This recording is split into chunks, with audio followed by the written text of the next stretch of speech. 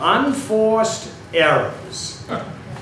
We keep talking about that, and yet in the last 48 hours, we've heard Kelly, our senator, walk back from remarks that she made.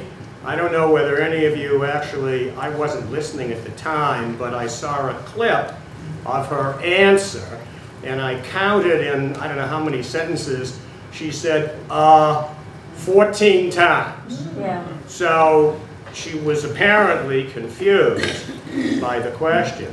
But in any event, so that's one. And then Mr. Clinton,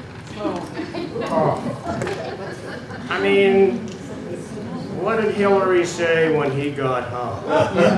When he got what? Home. I suspect that home is not where the heart is.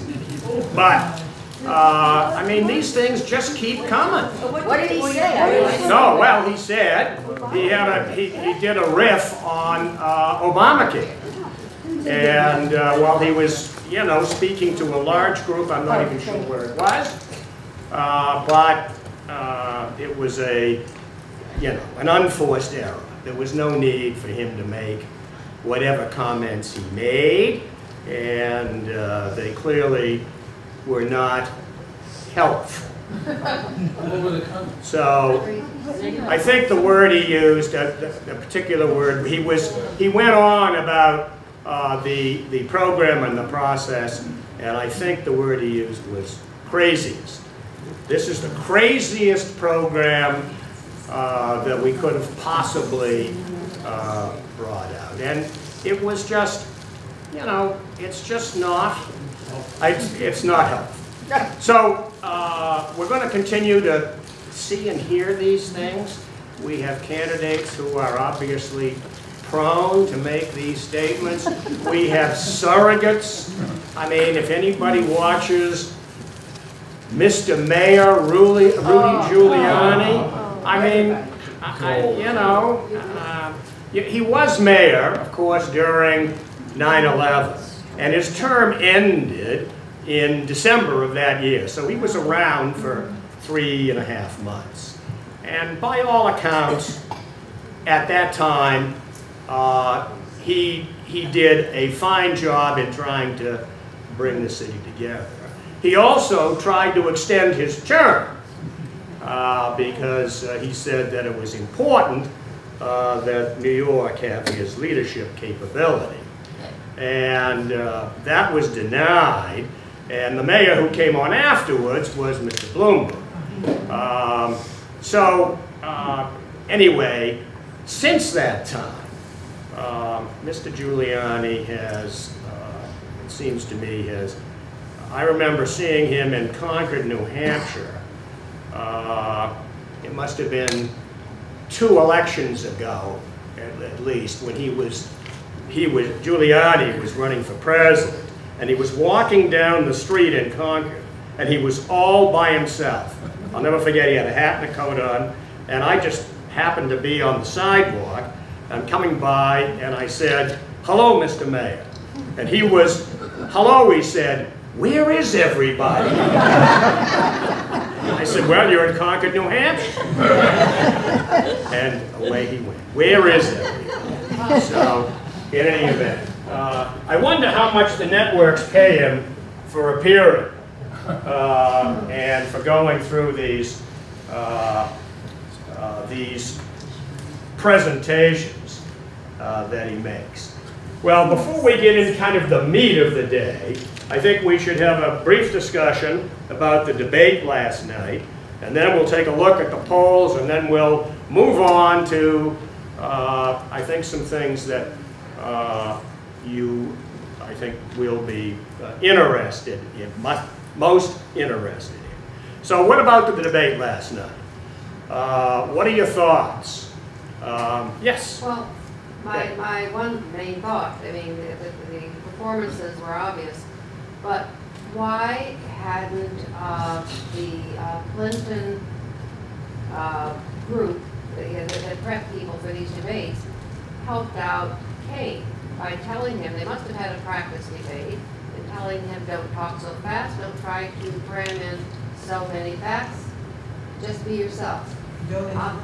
And don't interrupt. So he came out of the gate, he was, you could tell he was really pumped up. And, you know, I was a little surprised at that. I couldn't tell whether Pence was quiet or whether he was dead up there. I mean, he does have a lot of experience. He was a radio talk show host for many years. He's a very calm, collected guy, obviously. And we've heard stories over the weeks about his capability in debating. So that certainly should have been anticipated. Other comments? Yes? The moderator lost control of the media. Yeah. It wasn't even not for 30 seconds. You know, this format, I don't recall seeing this format before. 9 topics, 10 minutes each. I mean, I don't know how much you can really get done. You throw out the ball, you know, into the center of the court, and then everybody runs around, and I don't think she asked a single follow-up question. Right. She did try several times to, you know, get them to stop talking over one another. And of course, you know, they ran over her, I think sometimes in an inappropriate way. George? 3 things. First, I thought it was inconsequential. Second, I was surprised to find, for me anyway, Pence the more likable of the two. And 3, I wish that the network had permitted the moderator to mute both microphones. Well, that's been a suggestion. That's been a suggestion as a result of past debates. You know, if you can't get them to quiet down any other way, you just shut off the mics, and presumably that would have an impact. Did you have a question, comment? Yes. I thought it was a total waste of time. I don't think they didn't, no matter what the other person was asked criticizing their candidate, they went off on their own thing. Yeah. Kane surprised me. I didn't think he'd be, that's what Donald did, but I was glad Donald did it. But I think the moderator was, I mean, she might as well not been there. So, several people suggested on the news this morning this is a 1 news cycle event, and it will disappear. Yes? Well, I think they at least attempted to address more substantive issues than the debate last week. It ran away with the vote, but at least I think there's some attempt at that. Secondly, a question about appearances. And last week, Hillary Clinton walked on stage in a bright red suit, and Donald had a blue tie. And this week, Kane had a red tie. And so why are they switching colors? What message is that? I wonder if they have their consultants talking to one another. What would happen if they both walked out with the same color ties? I mean, I think, you know, I don't know. I thought the tie differential was an obvious one. I don't know how many of you may know, this business with colors for, you know, the 2 parties actually goes back to the early 70s. And I think it was John Chancellor. Remember John Chancellor? John Chancellor, I don't recall what network he was with. NBC. NBC. But during the presidential contest, I think it was 72, decided that they needed to color the map. And actually the way it was originally colored was that the Democrats were red and the Republicans were blue. And for a number of election cycles, that was the way it went. And then over a period of time, I'm not sure exactly when, it kind of reversed itself. How meaningful is this? Not very. But the fact is that it's relatively recent in history that we've seen it. Yes, Steve. I suggest that both the candidates did exactly what they were schooled to do. Pence was supposed to be the anti-Trump, come out, show that he was cool, he was reasoned, he didn't interrupt, he answered directly, he was sincere, he was likable, and all the things that Trump isn't. He was. And I think that was part of the plan. I think by the same token, that Kane was told, we want you to go out there and throw all the mud you can, as quickly as you can, because some of it's bound to stick. So that the strategy may have been to basically look over Pence's head Yes. and just keep throwing. keep shoveling. And somebody, listen to it. Yes, ma'am. One of the reasons I thought that King was picked was that he would have an appeal to working class men. And so part of me, when I was watching this debate, was trying to figure out, I didn't care about me and how they came across to me. I was trying to figure out the demographics and who would these people be speaking to. So, you know, one of the things that occurred to me as I watched this, I mean, we know that, you know, people the candidates throw out comments, many of which are completely untrue. But Pence several times last night said, you know, this economy is in the, you know, it's terrible, the country is in terrible shape, and, you know, there was never a response, even the beginnings of a response. So just as a, you know, as a touchstone to reality, the unemployment rate in the country today is 4.9%. That's not perfect, but it's considered historically to be not only acceptable, but pretty good. It's lower than it was after Reagan's second election. It's lower than it was after Clinton's second term. It's lower than it was after George Bush's second term. And you can remember that when Obama came into office, it was almost 8%. So there has been progress here, and historically, this number is, quote unquote, an acceptable number. And no inflation. Exactly, with no inflation. Then, household income last year was up 5.2%. That's the highest annual increase since 1967. Why doesn't somebody in the Democratic Party make this comment?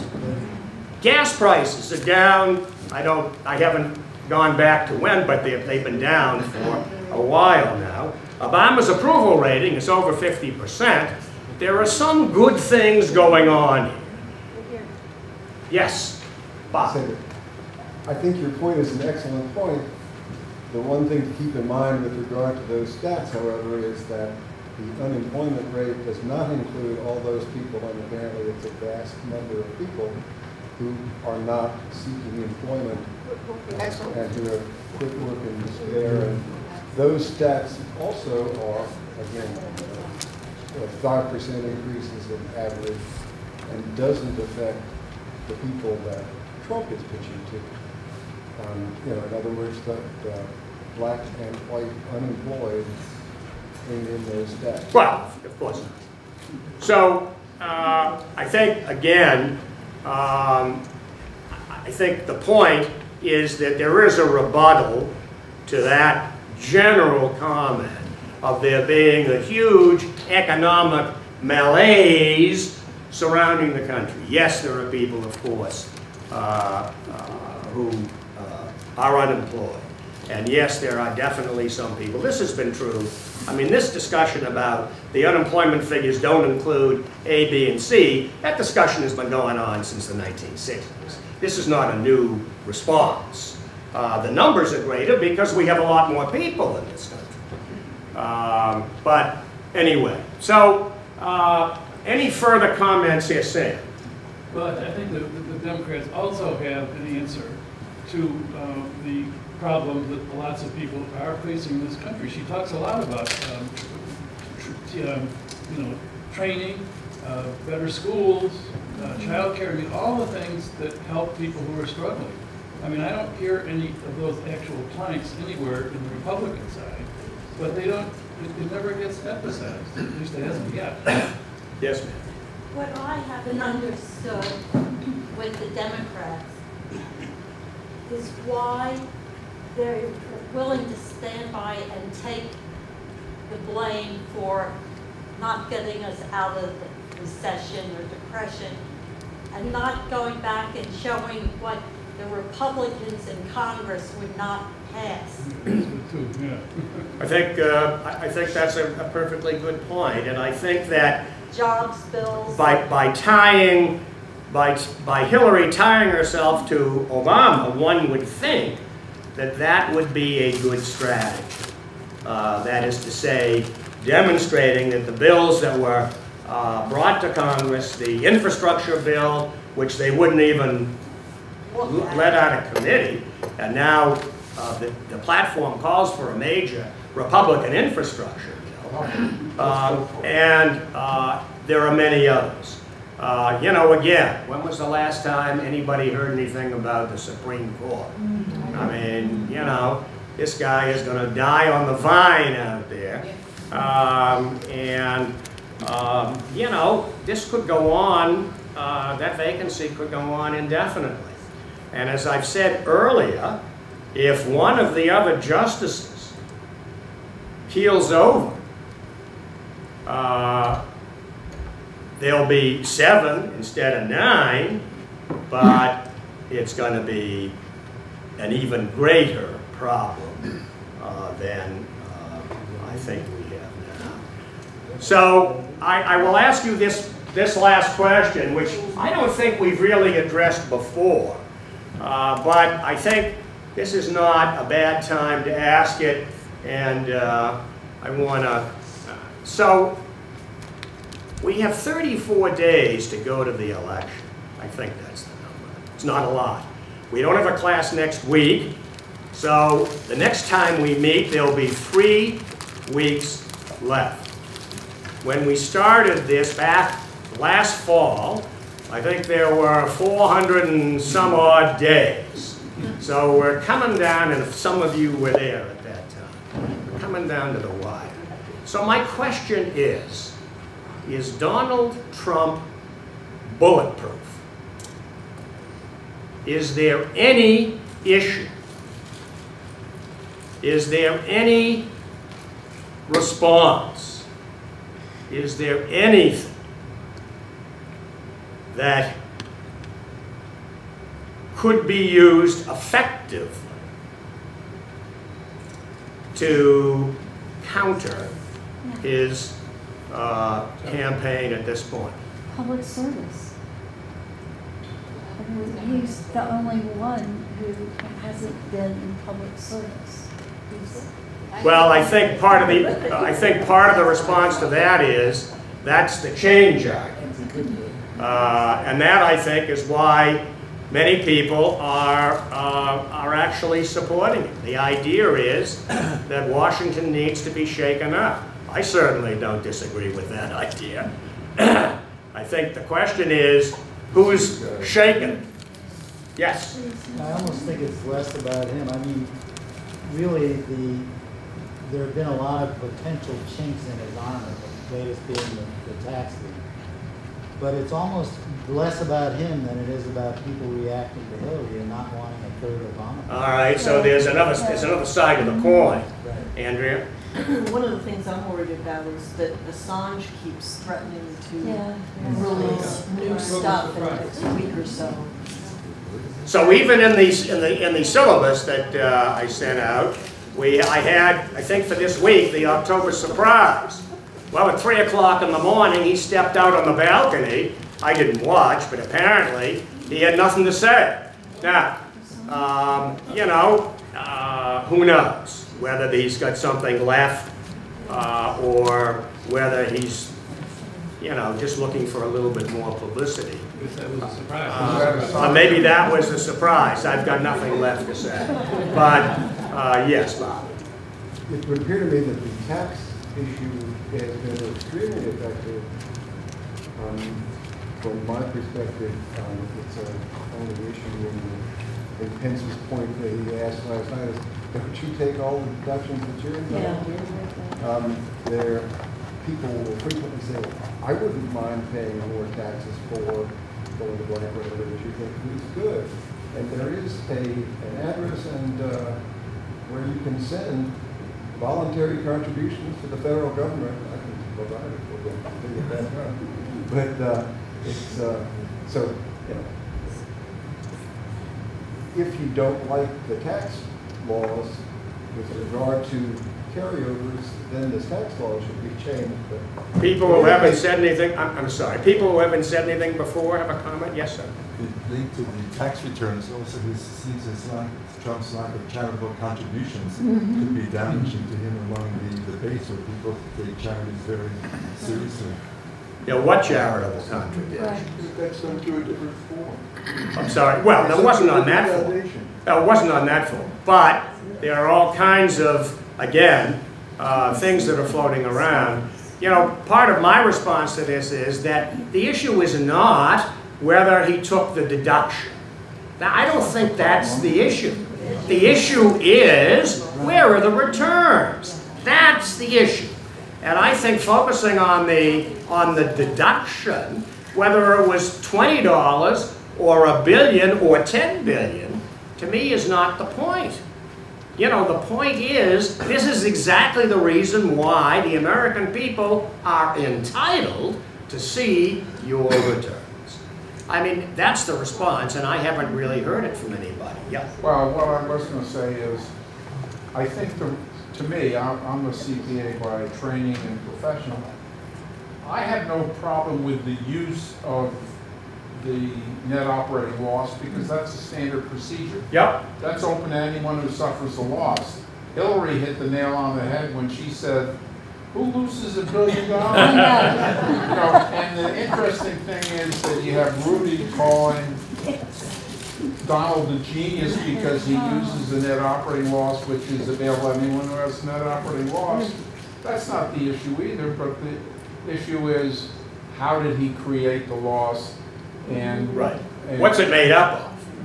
You know, how many businesses, and who knows? I mean, the answer is you don't know until you see the returns. Yes, John? What I didn't hear was an addressing of the racial divide, the comments about, you know, black-white issues. And yeah. I don't think that kind of went, nobody wanted to touch that. Yeah. Okay. Carl?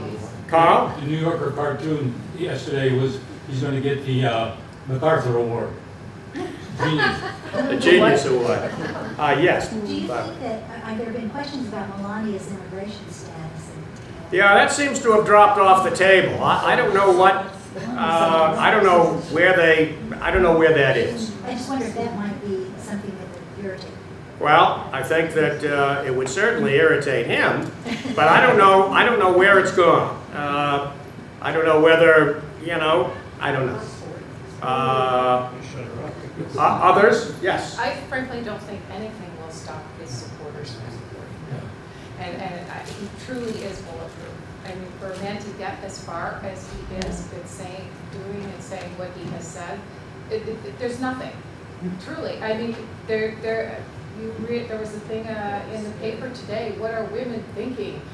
You should be voting for Donald Trump. You know, it's like, hello? What universe are you living in? So, I'm sure you'll remember the remark, it was back during the primary, fairly early, when he said, I could walk out on Fifth Avenue and shoot someone and I wouldn't be arrested. And maybe that was one of the few true things that he said during that primary campaign. I think he made a comment in this last week that actually didn't really get picked up at all when he was talking about veterans who had PTSD and said, you know, basically what he said was, well, those guys just aren't tough. That's not what he said. Listen to the words. He didn't say that. He said, some of you here, veterans that were in the meeting, some of you here are strong and maybe it didn't bother you, but it bothers a lot of people. That's not what I read. What did you hear? I heard it. No, I didn't hear it. Okay. But what you read is what people wrote. Well, it was a quote and I don't remember when. If he didn't say it, then I take it back. He was very sympathetic. He said, some of you have PSD, he said, because the guy who asked the question was a sergeant and had it, and he asked him about it. He says, some of the terrible things you've seen, I can't imagine how we could put up with that. And some people can withstand it, but some people are not strong enough. Okay. And that's what he said. All right. And that means they're weaker. If they're not, No, that does not mean. Well, I think that's another step. See, this proves the point.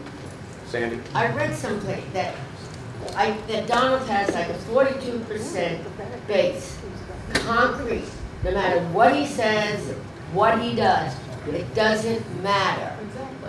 But the comment, I think, on the taxes, you cannot say our infrastructure is falling apart and not be willing to pay taxes. Yeah. Who paves our roads? Who builds our bridges? Not Trump Association. Anything from anybody who hasn't spoken? Brent? I thought on the race relation, there was a cartoon at the Upper Valley News, and it showed, it was a split cartoon, and it showed on one side a white individual with a fake gun pointing it at the police. And in the corner, in the car, the conversation briefly means that this guy is having some mental issues and we can't press him because we need to get him help. He's crazy. The next picture shows a black man dead on and fallen on the road with an imitation gun and a cigarette. Cigarette, that's true. And the comment was something to the effect, well, you know, we were defending ourselves. Well, when it's all said and done, I think, and it's when it's over, if it's over, I think that this will be, you know, this will be a central question in the discussion. You know, clearly there is a base of support, and whether it's 38 or 42 or maybe even a little higher, I think that's one of the things I think that's keeping this election as close as it is. The other thing that's keeping it close is that Hillary has her own problems. Would we be in the same situation if Joe Biden were the candidate for the Democratic Party? Speculation, but I think that's an interesting question. Okay, let's move on. I want to take a look first, because I think we should take a look at the status of the polling.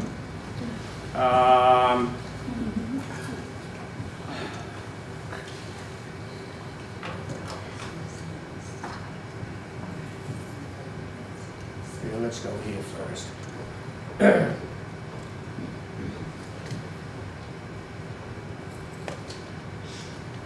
So here's the latest from the Times, and you'll see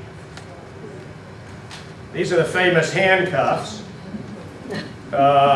which I've referred to. Whoops. That's a little higher than I wanted it. Let me bring it down here a little.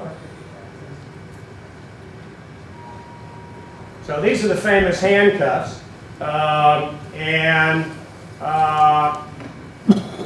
You know, this is last week, we were down here somewhere, and I forget exactly the numbers. But anyway, this is the overall, and then those of you who follow this or who will remember will know that we go on to, whoops.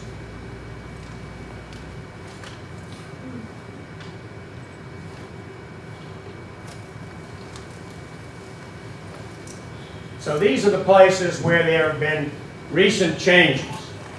And you'll see the ones in blue are Clinton changes. The ones in red are Trump changes. And here, for example, I mean, Nebraska is a state that clearly is going to go to Trump, as is Texas.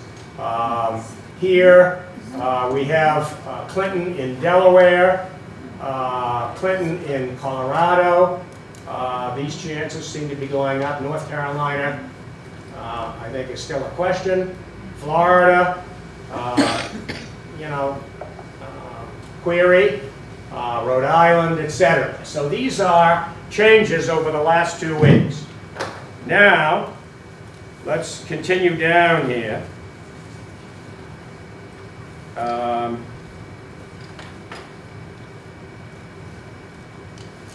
And this is the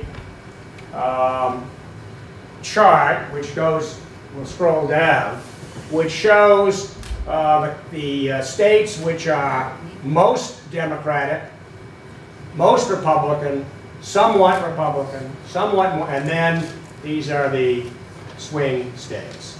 And there are a couple perhaps up here.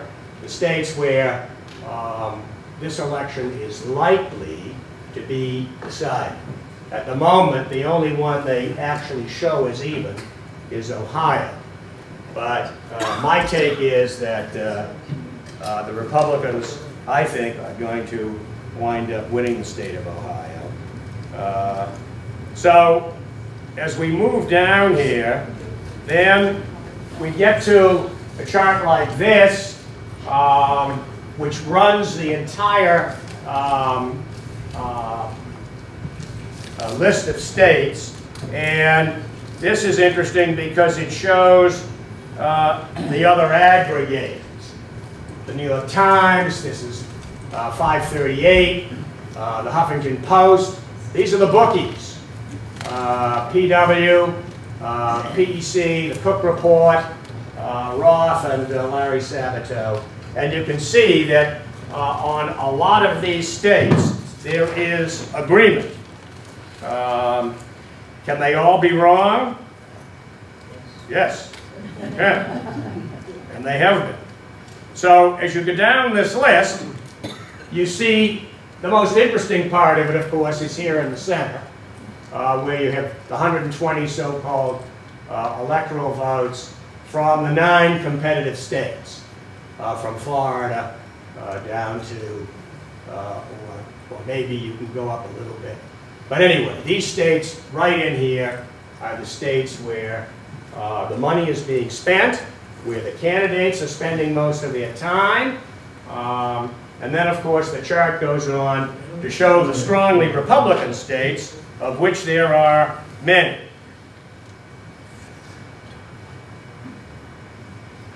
Now, this is a chart that shows electoral votes, and the most likely outcome at the moment, I think this is an aggressive number, but we don't know. These are computer generated, and they generate thousands of these in order to come up with a chart that, as you can see, will, in this net today, as we look at it, looks like that. And, sorry. So, let's come down to, this is kind of an interesting exercise.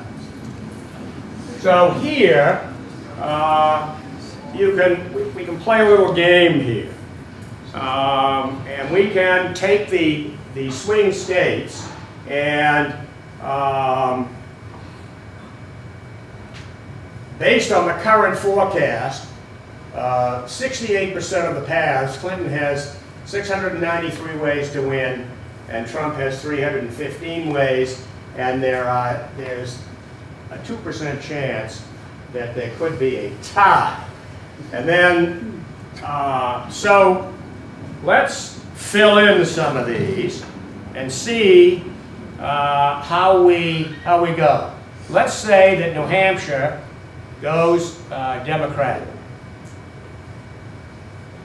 Let's say that Iowa goes Republican. Let's say that Colorado goes Democratic. Thank you. So let's say that Ohio goes Republican. So where does that leave us here? So here, this tree has now begun to shift, and we have now 39 ways for Clinton to win and 25 ways for Trump to win, and there's no possibility of a tie here because of the way the electoral votes are remaining have been allocated. So let's say that Virginia goes Democratic.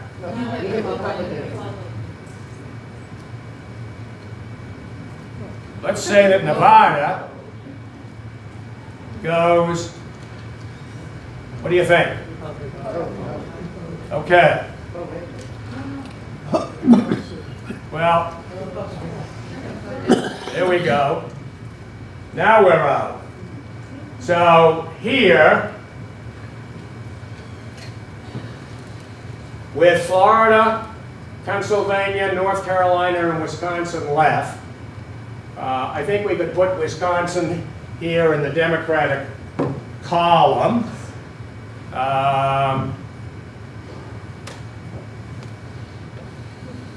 So we're coming down to the wire here. And we've got basically, well, we've got the 3 states left: Florida, Pennsylvania, and North Carolina. So let's leave Pennsylvania and Florida to the end.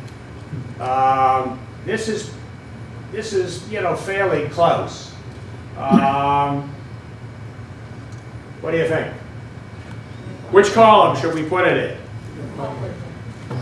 Okay, I'll put it in the Republican.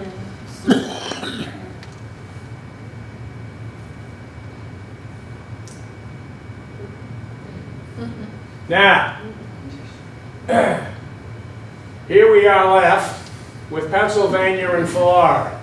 And, I mean, here, obviously, if Clinton wins Florida, Clinton wins. If Trump wins Florida, then Pennsylvania is probably the,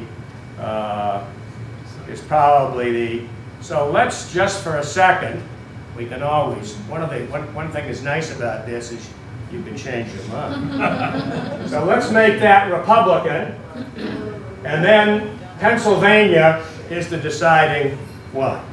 The point of this kind of an exercise, aside from driving yourself crazy, is that you know, you can go back and make these changes and see. But I think one of the things, I think I sent you an article on Florida earlier in the week. Well, there was a big article on Ohio that Sabato did. But as I say, my take at the moment is that it looks to me like Ohio's going to go Republican. And so, but there's still this this opportunity here. So this could be a late night situation, and I think that. What happened to Pennsylvania? Well, we didn't do it, but the answer was, excuse me, the answer was that whoever won Pennsylvania won the election on that, you know, on that tree. So. Can we go back and look at Pennsylvania more closely?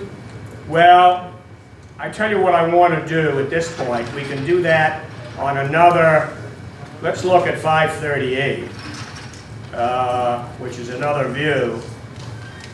This is Nate Silver, who at the moment has it about 75-25. And here's the, you know, the handcuffs again. Looking here, they were closer together. Here again, he sees these as beginning to move apart. The next debate is a Sunday night. That does not appear to be a debate in which Trump has obvious strengths in terms of dealing directly one-on-one with voters, potential voters who will be asking questions, but there's no way to know how that will work out. There are two moderators, Anderson Cooper and Martha Raddatz. So I think that will be interesting. That CNN, lately he doesn't like CNN. I think we're unlikely to hear comments before the debate and after the debate, no matter what happens, about CNN, but in any event. So there we go. And here, this is the chart that has the breakdown of the states here. And the more blue or the more red, obviously, you see, then the more likely they are. Here, he's got Florida +2 at the moment, and Pennsylvania blue +5. And you can see that in these states now, and this includes Nevada, Virginia, Colorado, Ohio is pretty close to even, that they think that the moment is that it will more likely than not go to. So this is the map. You remember I told you the traditional map of the United States. Some people don't like to use that map. So this is the map that shows electoral votes in the United States. And it's another way to look at it. Note that there are some states that are very light, North Carolina, Florida, Ohio, those are unknowns. The deeper the color, the more likely it is to go that way. So here we have California, Oregon, Washington, and it's, this is interesting, I don't know, it's interesting just in terms of where people live, how they vote. Obviously, a large swath of Republican there and a swath of Democrats here and on the West Coast. Apparently people who live near water, for one reason or another, may be leaning one way or the other. So then we come down. Where are here? Okay. Then we come down to this tipping point chance. This is a Nate Silver analysis. The power index is the likelihood that an individual voter in a state will determine the electoral college winner. I think this is a fairly sophisticated analysis that I have to tell you doesn't mean a lot to me. Some of you may find it interesting. And this is the likelihood that a given state will tip the electoral college. In other words, it will be the state that tips either Clinton or Trump into a victory. So, and then one last, as we continue down here, these are, again, further analyses done by computer of the electoral vote. Note here, this is on the left side here, this is the chance of achieving these objectives. So they think that there's a 1% chance that Hillary can get as many as 350 electoral votes. Obviously the chance here that she will exceed this, and Trump similarly. So you can get as sophisticated or as how much time do you have to play with these things? And then I wanted to show you one other thing that I think is, and we'll move away from the polls.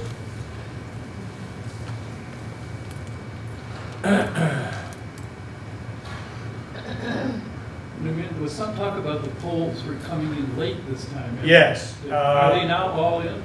Well, I really don't know what happened. They suddenly appeared, and I can't explain why there was a delay. I thought we would have had them Saturday.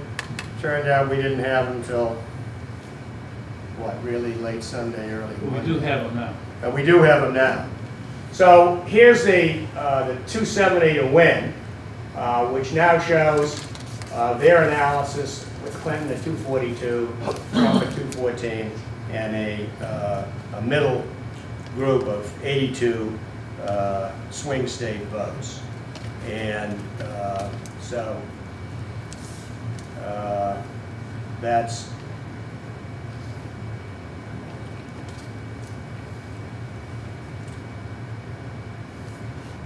so they have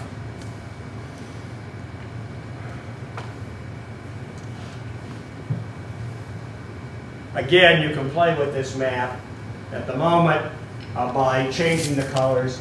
They have 242 for Democrats, 214 for the Republicans, with this number of possible winning combinations and one possible tie. So I think, to me, what is most important is that the polls are, there seems to be not so much momentum, but a slight shift. This is not a landslide that we are about to watch. I think this is going to continue to be close. I think that Sunday night may or may not play a factor. It's true there'll be one more debate after Sunday night, and I think Sunday night is probably the last event, controllable event, that the candidates are going to have to make a play. And the other thing we know is that there are a bunch of uncontrollable events. We've already talked about unforced errors. We've talked in the past about terrorist attacks or other phenomena. And anyway, there we are. Mayor, is the third debate the town hall debate with the audience? No, that's Sunday night. That's Sunday night. The town hall debate is Sunday night. So I want to move along, if I may, and talk to you a little bit about the Electoral College.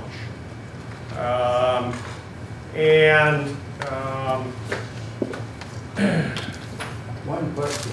Yes. What happened to the young people that were going to put Trump over the top? How do they figure all this? Well, we'll talk more about that, although not specifically today.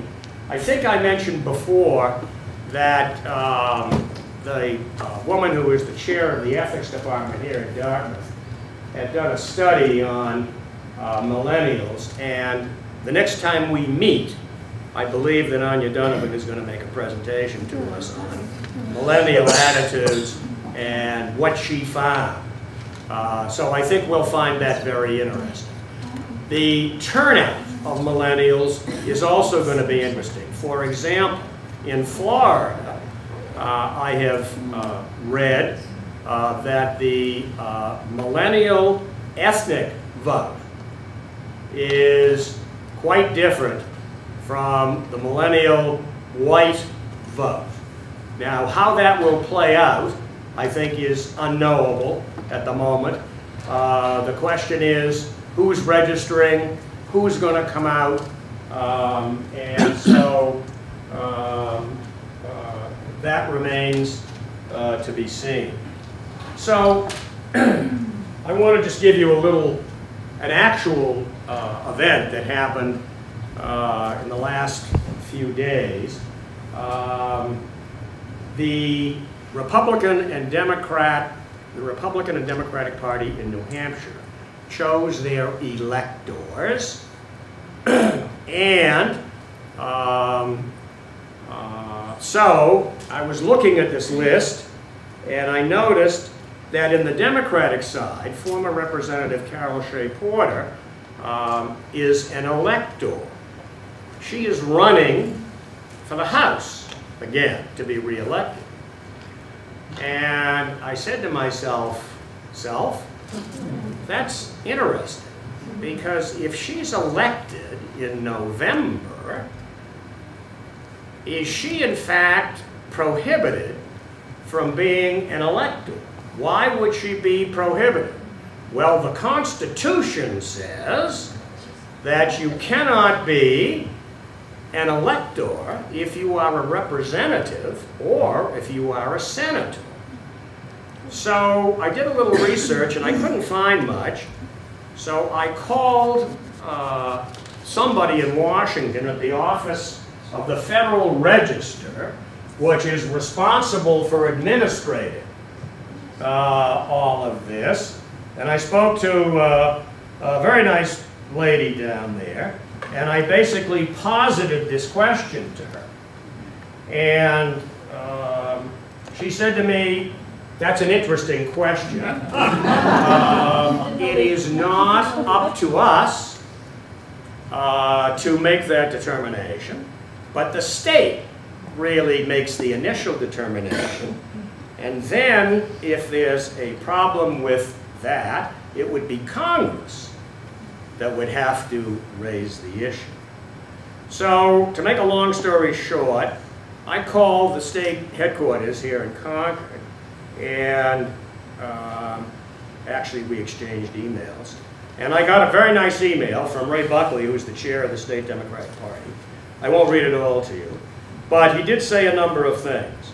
He said, this is the first time in American history, that's what he said, that there's an all-female delegation of electors.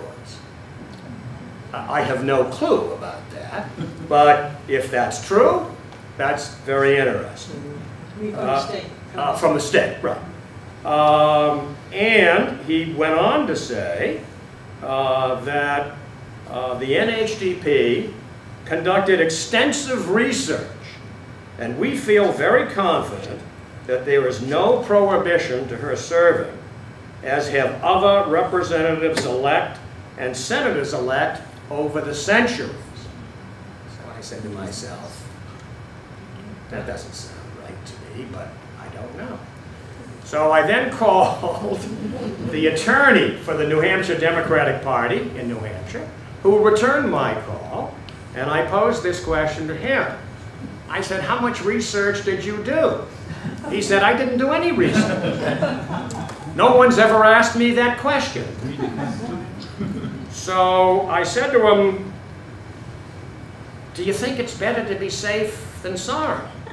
Why would you nominate someone who may not be eligible if there could be a problem? The whole election could turn on a single electoral vote. It's conceivable. Not likely, but conceivable. Well, he said, I think I'm going to talk to Ray about this. Now, I went back. I didn't finish, actually. The question that, the point that Marion Vincent, who's the staff attorney in Washington, said, the question here is whether a senator or representative elect is a senator or a representative under the Constitution. And she said, to the best of my knowledge, that question has not been litigated. So, I have no idea. This, you know, from a few phone calls, I have no idea what's going to happen, if anything. And it may all be, you know, a tempest in a teapot. So Mayor, if that were to happen and it got litigated, where would it get litigated and how long would this take? I mean, if your scenario of it, well, depending on one electoral vote. I mean, there are a couple of possible. It's actually, it wouldn't be litigated because the in New Hampshire, the governor is the one who signs the certificate of so-called ascertainment, which is the document that goes to the Congress. And incidentally, that meeting, which is, I discovered, open to the public, December 19th at 10 o'clock in Concord, you can go to the State House and watch the electors be sworn in, should you wish to do that. And they will, at that point, swear in only the Republican set or the Democratic set, because that's after the election, unless something else is going on. So if nobody raises the question at that time, then the governor, Maggie Hassan, would certify that Carol Shea Porter, even if she won, was an elector. And then the next place where it could be challenged is by Congress. Somebody in Congress could, if the electoral vote was close enough, and probably only then, raise the question, and it's Congress who will make the decision. Can the Democrats change in the meantime? Can they change? Well, they can't change. I mean, if somebody dies, yes, they can change any time before she signs the. In other words, if somebody dies, or there's a provision in the law that allows them to make a change. So she could, I believe, resign. Anyway, I tell you this story because I want to talk to you a little bit about the Electoral College, which is this interesting anachronism that we have in the country today from the Constitution. So those of you who have nothing else to do tonight or over the next few weeks can find this book on Amazon for $5. Or you can download it if you have enough paper. I don't think you want to do that. It's called Every Vote Equal, and it's a state-based plan for electing the president by a national popular vote. So let me tell you a little bit about how we get to that and why this is an interesting and I think kind of challenging problem. So a few facts about the Electoral College, some of which you will know, some of which may surprise you. There is, of course, no Electoral College, per se. There's no building. We can't get into the Electoral College, as it were. There's no institution. The Electoral College is not mentioned in the Constitution. The phrase never appears. Electors are mentioned, but the Electoral College itself is never mentioned. There is no constitutional right or any right under federal law for you or me or anybody else to vote for president or vice president. Let me repeat that. There is no constitutional right for us to vote for president of the United States. It's a preposterous truth that we have avoided all these years, and there are reasons for it. So the electoral process consists of selecting the electors, the meeting of electors, and counting the electoral votes by Congress. Now, every state does it their own way. That's the first problem. The second, it's not a problem, but the second point is that the electors never meet together. There's not a meeting of all of the electors. Every state has its own meeting of electors. And there was a reason for that, because the founders did not want all those people to come into one room and basically lobby for X, Y, or Z. So the Electoral College currently consists, as you know, of 538 people, which means that a majority is 270. And that number may vary based on the census, which is done every 10 years. The current Electoral College is based on the 2010 census, and it's based on 2 Senate votes for every state and then 1 for each congressional district by population. Under the 23rd Amendment, the District of Columbia finally got 3 votes to be treated like a state for this purpose only, for casting electoral votes. If there was a tie in the House on electoral votes, the District of Columbia cannot vote on that. So, I've told you the electors never meet as a group, and so each electoral college, in effect, is made and dissolved in a single few months. Some of you may have been in states where actually the name of the president and the vice president never appears on the ballot. What appears are the names of the electors. In some states, both sets of names appears, and in some states, the elector's name doesn't appear. Again, you've got a whole raft of ways to go about things. So,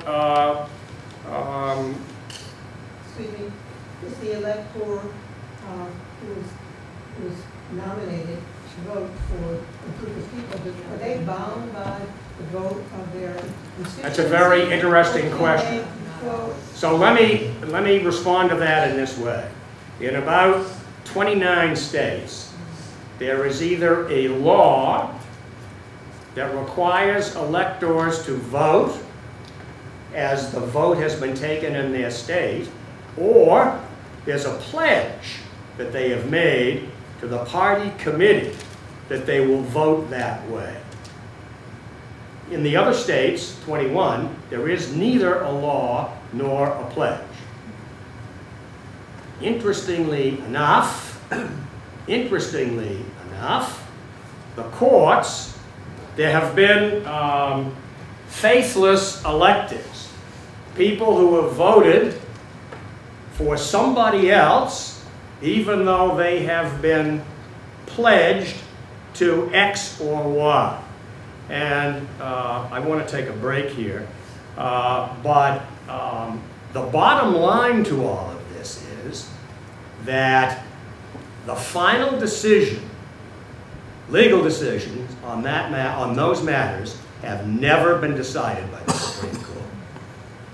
And so, if we had a hanging Chad situation, or an electoral, hanging Chad wouldn't do it, but if we had an electoral situation where there were issues, the court, as now constituted, would have to rule, if the case was brought before them, with the 8 justices, 4 of whom were on the court for Bush v. Gore, and 2 of whom voted positively and 2 of whom voted negatively.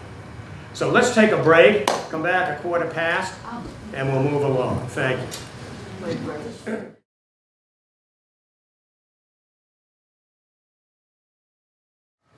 I don't think that going through the whole history of the Electoral College and how we got there this is the time or the place to do it. I will tell you, as I mentioned to a couple of people there, that there have been over 700 attempts in the history of the U.S. Congress to reform or abolish the Electoral College. Clearly, none of them have ever succeeded. Some of the most interesting are relatively recent. In 1950, Henry Cabot Lodge from Massachusetts and a guy named Gassett from Texas came together to abolish the Electoral College.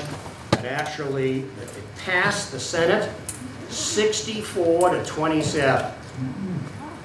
And it died in the House, of course. Why did it die in the House? Most problems with changing the Electoral College go back to the issue of small states versus big states. The whole issue of why we had a Senate and why we had a House of Representatives. And it's hard for people to get over that idea. In 1956, Hubert Humphrey had a bill that was not totally dissimilar from the Lodge Bill. And interestingly enough, that bill passed in the House and died in the Senate. In 1966, the state of Delaware sued the state of New York, arguing that the winner-take-all distribution of electoral votes actually disenfranchised the small states.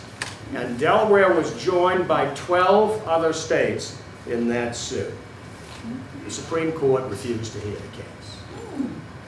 So in 1969, after the '68 election, when Wallace got 46 electoral votes, Representative Emanuel Celler from New York proposed a motion to abolish the Electoral College with direct popular vote. It passed the House 338 to 70, and it was filibustered in the Senate. So there have been other attempts, most recent by Jesse Jackson Jr. In fact, only 2 proposals to change the Electoral College have ever reached the ratification stage, and both passed, the 12th Amendment and the 23rd Amendment. So, well, the 12th is the one where the 12th Amendment just sets forth when the inauguration day and the Electoral College meets. I'll have to get back to you. So, well, you know, for a long time, the Senate was elected. It was elected by the state legislatures, and the popular vote to elect the Senate only developed in over a period of time. But what I want to kind of finish with is this is an interesting plan that has been put together to actually bypass the Electoral College. The thing about this that's interesting is it doesn't require a constitutional amendment. What this is a compact, a fancy word for contract, between and amongst the states to agree. They will still have electors, but the state, each state agrees that they will cast their electoral votes for the winner of the national popular vote. In other words,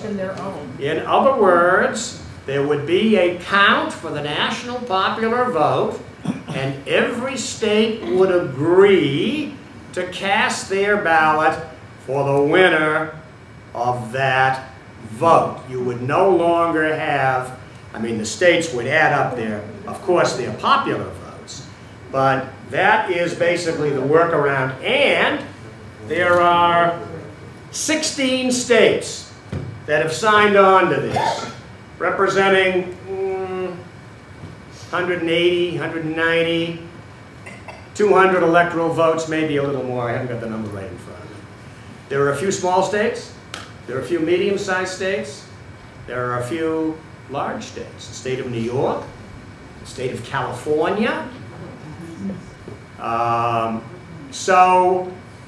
But what's the problem? Well, there are a few problems.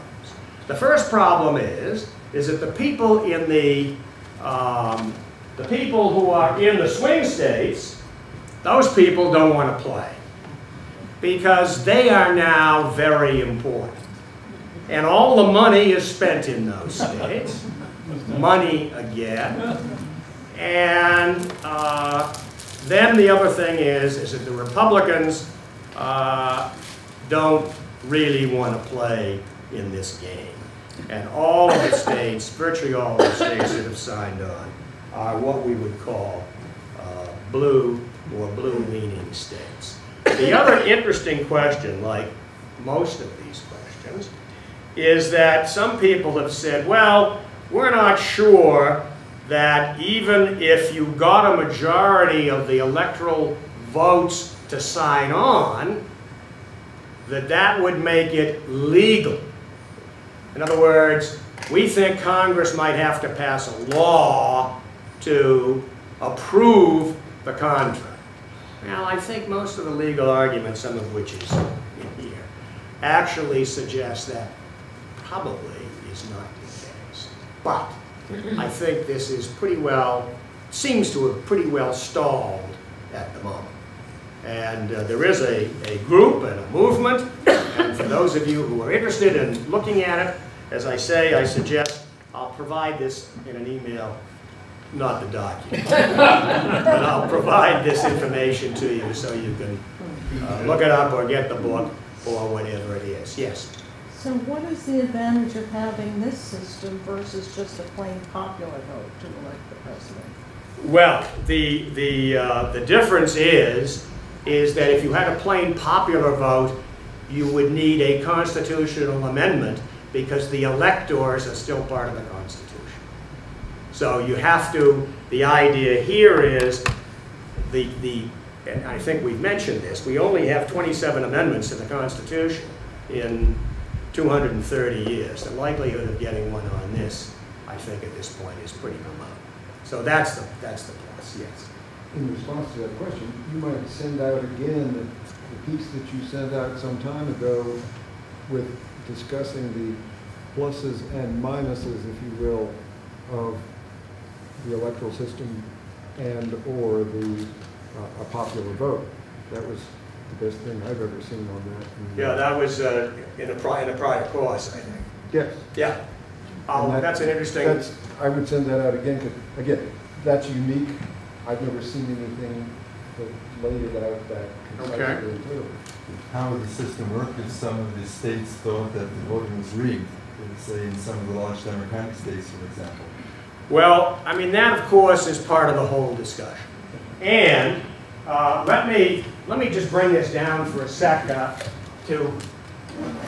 I don't want to sell... I'm not trying to sell this to you. That's not my job here. This is just... But I think it's more than interesting, because I think that one very important element of not just this election, but the whole process, is that and there is polling to show this, the American people are unhappy with the election process. And Trump has played into this in a beautiful way, and but this has been going on a long time before Donald Trump.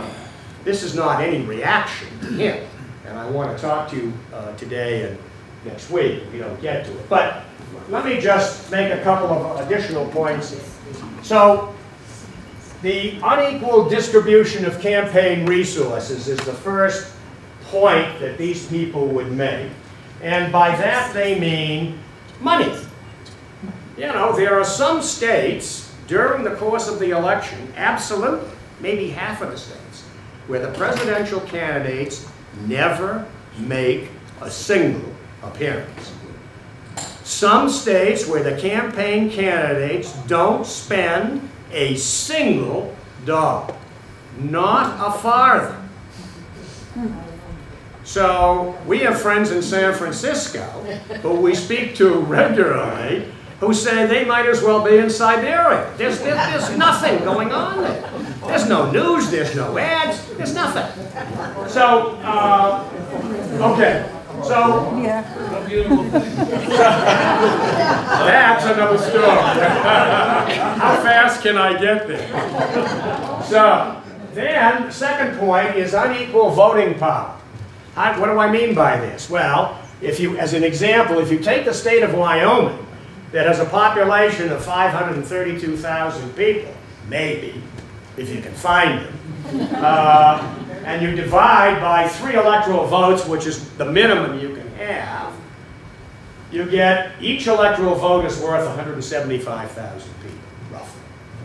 But if you go to the state of Texas, as an example, where they have 32 electoral votes and 25 million people, then each electoral vote is worth 715,000 people. Well, that's a very big difference.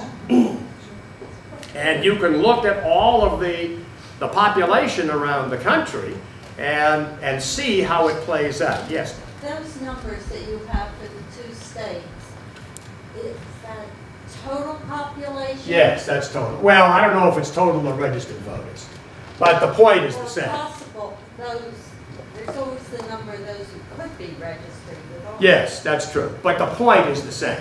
You're absolutely right. There's always a difference. In some states, it's greater than others. But I think whether these numbers are, you know, precise, these are really estimates. And but I don't know whether, frankly, at the moment, whether these are registered voters or eligible voters. Yes, Bob. In our federal system, that disparity with regard to senators is even more dramatic. Well, I think it is, and then I think the argument to follow that up is, that's enough. Why do we have to overdo it? I mean, I think that's what these people would say. That's correct. And that's why, you know, the founders did it this way. So you've got 1 million people in New Hampshire, and you've got, I don't know how many million people in California, but we each have, thank you, but we each have 2 senators. So that's fine. That's the way the system is. But maybe that's enough. And then the last point, or actually not the last point, but this is another mathematical point. Minority rules. This is an interesting, so in the 2000 election, George Bush got, I'm sorry, in the 2000 election, there were 105 million votes cast. 105 million.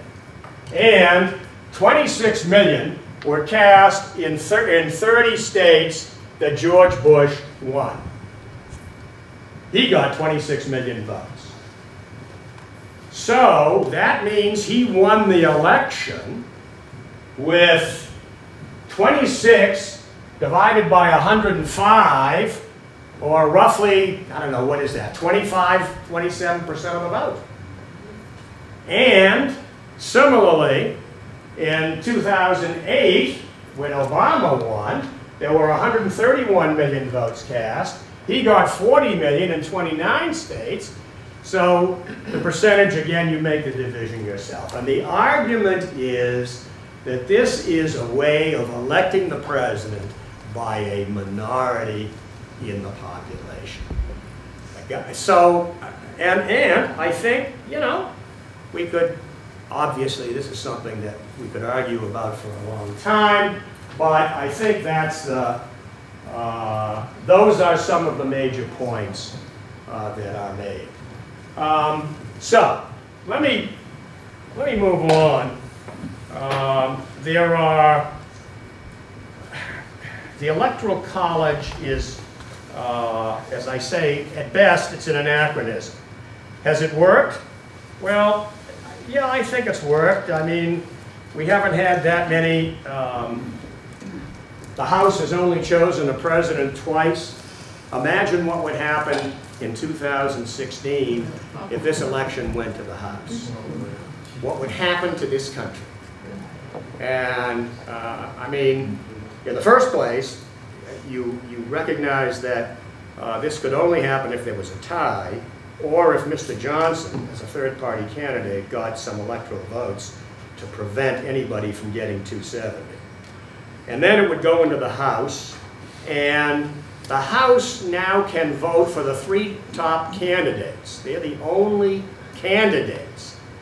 So Johnson, Clinton, Trump would be the candidates. Now we go back to the question of the electors. Do the electors now have to vote for the people that they are pledged to, or that the law says they have to vote, or whatever?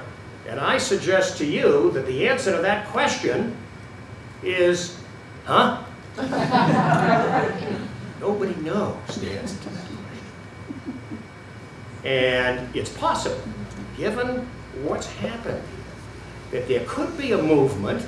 I mean, I have to say that Gary Johnson, at least in my mind, is not, whatsoever, was not exactly my idea of a great candidate, but there could be a movement on the Republican side to move away from Trump, and maybe, if they could collect enough votes, to go for Johnson, or not. But it would be that Congress, the new Congress, that would vote. And I think, as I've mentioned before, each state gets one vote. So if you have, in New Hampshire, you have you've got 2 state reps. And at the moment, we have a Republican and a Democrat. If they couldn't agree, New Hampshire gets 0 votes. In California, they've got how many reps? A lot. So if they have a majority of 1, that's all they need to cast a ballot for whoever that majority is.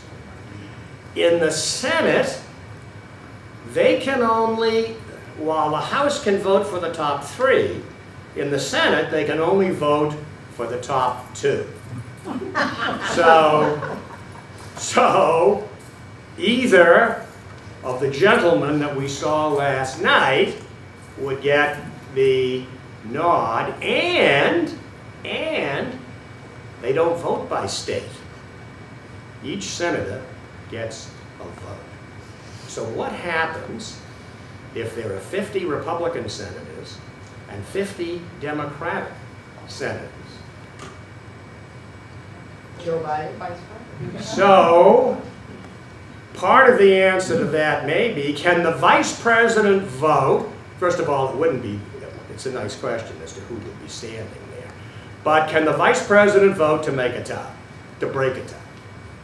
And the Constitution says that only senators can vote on this matter. And the Constitution also says that the Vice President can vote to break a tie in the Senate. So those of you who aren't lawyers know now why you're not a lawyer. Because those are the kinds of stupid questions that, you know, tie up the whole world. But in any event, there's hardly a single important question in this area that could come up that has been resolved by the Supreme Court or in any way that couldn't, you know, topple. I mean, I'm not predicting that. First of all, the likelihood of this happening is remote. But if it happened, it could be one of the worst disasters in our domestic history and could go on for a long period of time. And if we don't have either a president or a vice president who's inaugurated by January 20th, I think the date is, then Congress makes a decision as to who the president will be. That's nice. Whoa. Congress makes a decision. So, does that mean that it's going to be Paul Ryan? No, it doesn't have to be Paul Ryan. It could be Joe Smith. Whatever happened? Joe the plumber. Whatever happened to him? You know, it could be anybody. So, don't keep yourself up at night, but don't sleep too soundly, because these are very interesting questions. Okay, now I want to turn your attention to another set of interesting questions. I think I have those over here. One of the items on the syllabus for today is the question of intimidation at the polls and how voters are treated. And so in 1981, during Mr. Reagan's administration, the Republican Party instituted in a number of states a program where, actually it was in 1980, when they sent out mailings to certain precincts in certain states that had a strong ethnic balance of African Americans. And then when a lot of these ballots came back, addressee unknown, they took these ballots and they went to, on election day, they went down to the polls and they had deputy sheriffs who were off duty, policemen who were off duty, and they had them in their uniforms, usually with weapons. They had armbands around them that said, National Security Voting something. Well, there is no national security voting something. And the long and the short of it is, they prevented many, many people from voting in that election. And so the Department of Justice became involved. And in 1981, I believe actually it was 82, the Department of Justice issued the Republican Party signed a consent decree with the Department of Justice, which is still in force. I have never, ever heard one word about this consent decree from anyone in the media, from any candidate. It's like it doesn't exist. Yes? What do you mean a consent decree? Well, what I mean is they agreed, the Republican Party and every state committee agreed, that there were certain tactics that they would not engage in, could not engage in, for a certain period of time. The Republican Party has gone back 4 times to have that decree thrown out. And 4 times the court has said, no, it's in force, and actually it ends by its initial terms in December of 2017. So, yes, Mark. Is there any evidence that the Republicans were misled by the results of the mail-in campaign? Did anyone ever look at the results of where the people were and the addresses used?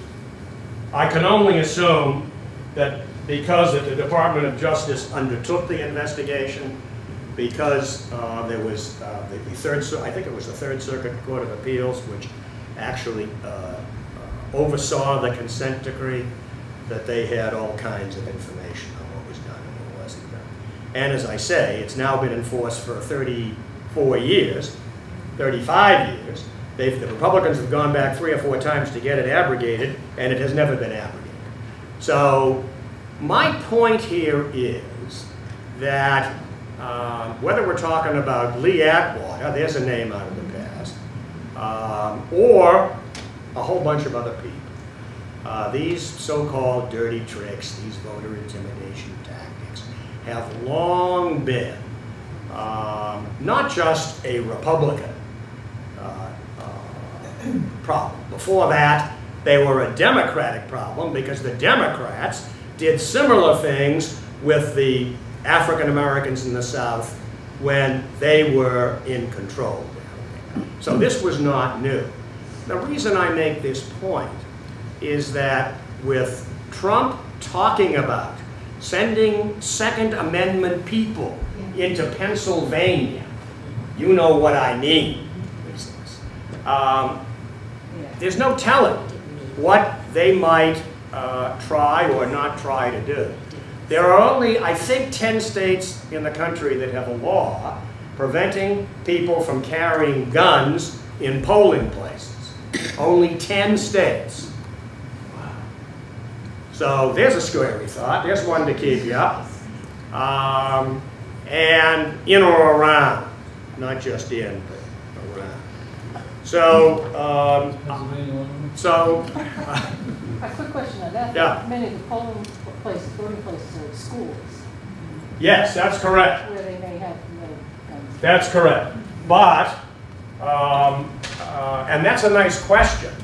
You know, if the polling place was a school and there was a prohibition against carrying guns in schools, which would prevail? I don't know the answer to that. But now we have some states where, you know, you can carry guns, specifically carry guns in schools. So anyway, so I point this out because I think that voter intimidation is not something to be ignored. And the big problem with it is that you can't resolve the problem now. If you bring a suit, or if the Department of Justice steps in, the election's over. It's done. I couldn't vote. You couldn't vote. It's over. There's nothing you can do about it. You can't take action fast enough to resolve the problem. So I think, you know, this is an issue.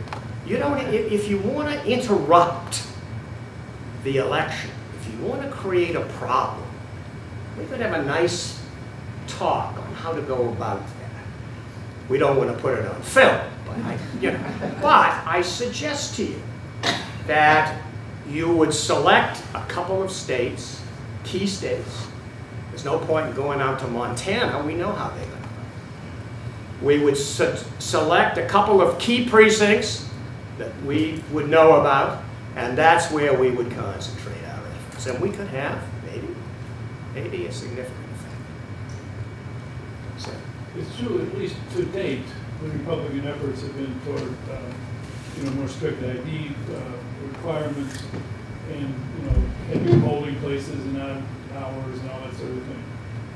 Although I remember that in the Obama election, it was unique to the Obama election, those people stood for hours, even though it was delayed, to get their voter. That's probably a special thing because Obama was running. But, well, I think to date. Yes. So let me talk to you a little bit now about, this is a slightly different, I now am not talking about voter intimidation, but I now want to spend a little while talking to you about the process. Because the process of voting in this country, I think, is something that we need to be aware of. Here are a couple of slides on congressional oversight of elections. Let's go back. Sorry. I knew there was a reason why the kids were here. Okay. So in 1971, Congress passed this Federal Election Campaign Act, and this is the beginning of alphabet soup.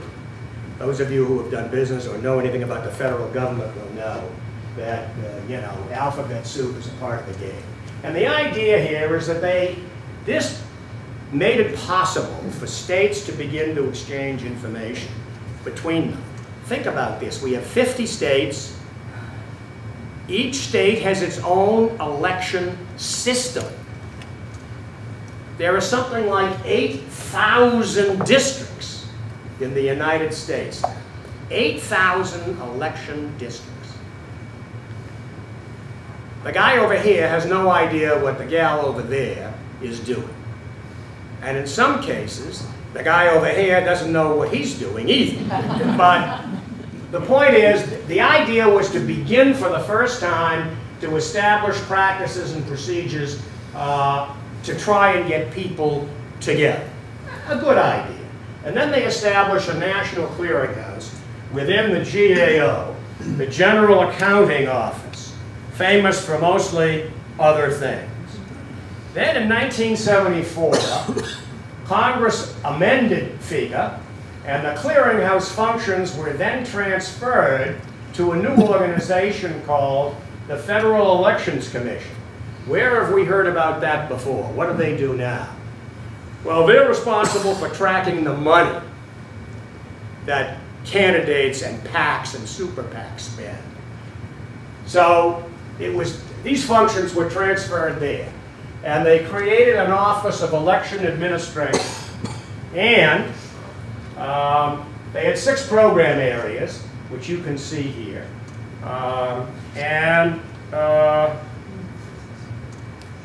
Then in 1986, Congress created the UOCAVA. That's a nasty word if I ever heard it. And, but it stands for the Uniformed, not Uninformed, I don't think. Uniformed and Overseas Citizens Absentee Voting Act. This is for the soldiers and sailors and overseas, and also for citizens who are working overseas and can't otherwise vote. This act still exists. And then in 1993, Congress further enacted the National Voter Registration Act, NVRA, also known as the Motor Voter Act. So why is this important? Well, this was the first time that states began to develop systems so that when young people, particularly, not only, but when young people began to get their driver's licenses, they could also register to vote at the same time. Not a bad idea. And there are many states which now permit this. It's presumably easier to vote and maintain lists. The Department of Justice is able to bring civil suits, and the National Mail Voter Registration Form, that's MAIL, is. And then in 2002, this was a biggie, Congress passed HAVA, the Help America Vote Act. And here, they established minimum standards for states in key areas of election administration. And they transferred the clearinghouse for the 3rd time to the Election Assistance Commission.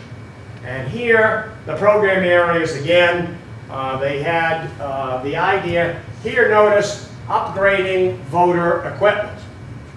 I want to talk to you before we leave today a little bit about voter equipment, i.e. those machines that we use. Most of you may remember the old lever machines. I remember those in Boston in the back bay.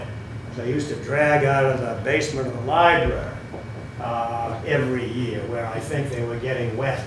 And probably the Charles River was washing over them. So, and establishing the Election Assistance Commission, they established under HAVA as an independent bipartisan commission.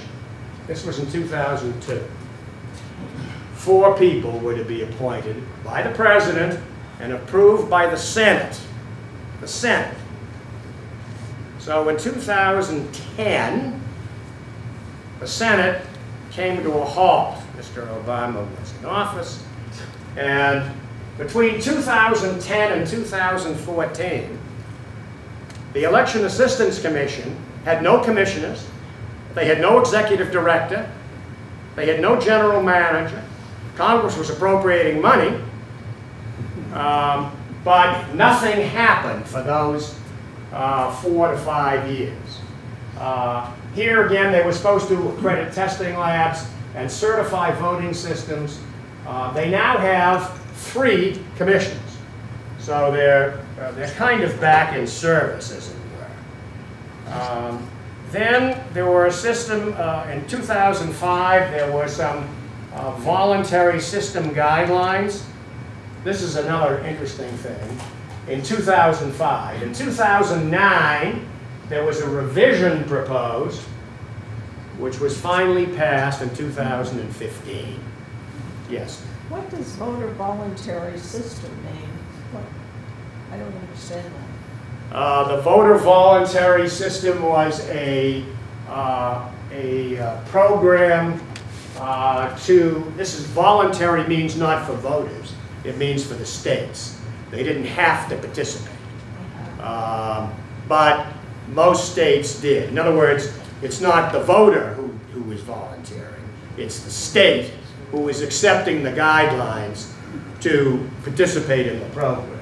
And then they had this this nice acronym, which I don't want to try and pronounce, but this was a laboratory accreditation program manual. So, and then in 2013, there was a presidential commission on election administration, PICA. And there were a number of major reforms that were proposed. Online voter registration. And I think 12 or 14 states you can now register online. So that's good news, and maybe it's not so good news. Because what's online, we all know, can be hacked, at least. Then they were interested in improving management of polling places and in new voting technology. I mentioned here the Caltech MIT Voting Technology Project. It actually started in the year 2000. It's been going on 16 years.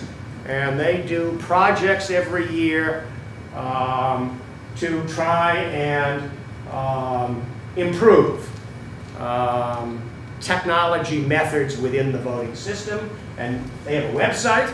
And if you're interested in these things, they've done some interesting projects and continue to do so going forward. So I point these things out to you to show you that the federal government has been interested in doing something about voting for a long time. And they've gone through a fair number of iterations. What's happened? What are the results? Well, one set of results is that in 2002, when HAVA came along, Congress threw $2 billion at voting machines in the United States. I say threw it because states had to apply for them. But if you think of 8,000 districts and the number of machines which we have in this country where people vote, you're talking about a serious number of machines. And if you go back to those old lever machines, which is, you know, after people used to drop little black balls in pots, going back a lot further than we need to go back. The fact is that machine technology has lagged for a long time. And so we have voting machines in this country. I've got some slides. I don't think I'm going to have time to show them to you. I think maybe we'll do this next time. But I want to just give you a hint here. 85, 90% perhaps of the voting machines in this country are over 10 years old. Now, how long would you keep a laptop or a cell phone? Or, you know, the answer is that you certainly wouldn't keep it 10 years. I mean, it's out of date. It doesn't work anymore. Now, the voting machines are not quite as sophisticated as that. Most, to give you an idea, most of the software for voting machines is powered by Windows XP. So Microsoft hasn't issued anything supporting Windows XP for a number of years. That's number one. The manufacturers of many of these machines are long gone. They're out of business. So what do we do about parts? How do we find parts? Well, one thing we do is we have 12 machines. We've got 4 that are broken. So we bust up 3 and use those parts to make sure that the 4 that are broken are working. That's one thing that we do. I have some other slides, which again I think I'm going to save, which are going to explain to you in some detail. Very interesting study that was recently done by Harvard University and the University of Sydney in Australia, which showed that in Western democracies, the United States ranks dead last in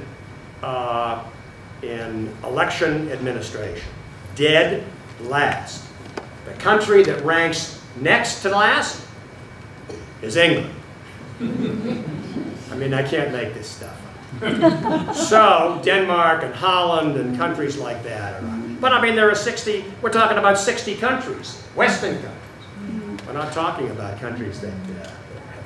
So, my point here is that if we move from voter intimidation and those problems to the administration of the election process, we are in deep doo-doo here. The explanation, the reasons are, we still have 8,000 districts. We still have states that, you know, obviously don't communicate. Yes, they have more information. When Congress gave $2 billion to the states to go out and buy machines, everybody was so anxious to do that they went out and bought machines, but there were no standards that were across the board that the machines had to meet. And the states didn't get together to say, let's all buy this machine or that machine so that we'll be able to, number one, maybe save a few dollars, but number two, we'll be able to do something and learn from one another. So, in any event. Who's making? Sean? Sorry. No? No.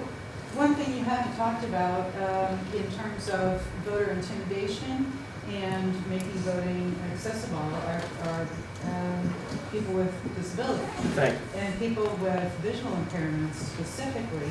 There's 10 million visually impaired people in the United States. 7 million of those are of voting age. From personal experience, in 1980 I was prevented from casting a vote in Columbus, Ohio, told by the precinct captain that I wasn't eligible to vote, even though I was registered, because no one was available to go into the booth with me, even though my husband was standing nearby. We moved to Vermont for obvious reasons, and Vermont was no problem. We moved to New Hampshire, we live in Grantham, and about 6 years ago, we went in to vote, and I found myself right in the middle of town hall having to raise my right hand, pledging very loudly to the entire town hall that I could not read, was unable to read due to disability. Well, I read just fine. I just don't happen to read print. So I worked with Matthew Hood, at the time our local state rep. We got that language changed, but I still have to raise my hand in front of town hall. Every time you go? Every time I go, and swear I'm disabled and need assistance. Well. So that's intimidation to me. So I'm glad you raised this point for several reasons. In the first place, disability and of all kinds is a topic for funding and for discussion in many of these programs. But your very personal experience suggests, I mean, we think of ourselves in New Hampshire as being fairly progressive in these matters, and yet it's clear that we are far from moving this thing forward. So I think that point is very important. I thank you for bringing it up. Laura? I see time is about up, so maybe for next time, can we talk about the money? You always say follow the money. Who's making money from these machines? Well, that's a nice question. The companies have changed. The old companies are mostly gone. In the old days, the name of the company I've forgotten, but actually IBM bought the company. And I don't think so, but IBM bought the company, and for 15 or 20 years they made machines, and then they decided this wasn't a business they wanted to be in, and they unloaded. But most of the companies are, we'll talk about it. The last thing, I don't know how many of you remember a comedian whose name was Flip Wilson. Flip Wilson was a very funny man. In the early 70s, he was very popular at a television show. And I saw him several times in a nightclub in Los Angeles. And he had a great shtick. At the end of the show, he would come out and he would say to the crowd, "I'd like some applause." I'd like to know that you appreciated what I've done. You don't have to throw your hat in the air or throw money, but I'd just like some applause. So I'm giving you a Flip Wilson line. I'd like some applause. Thank you.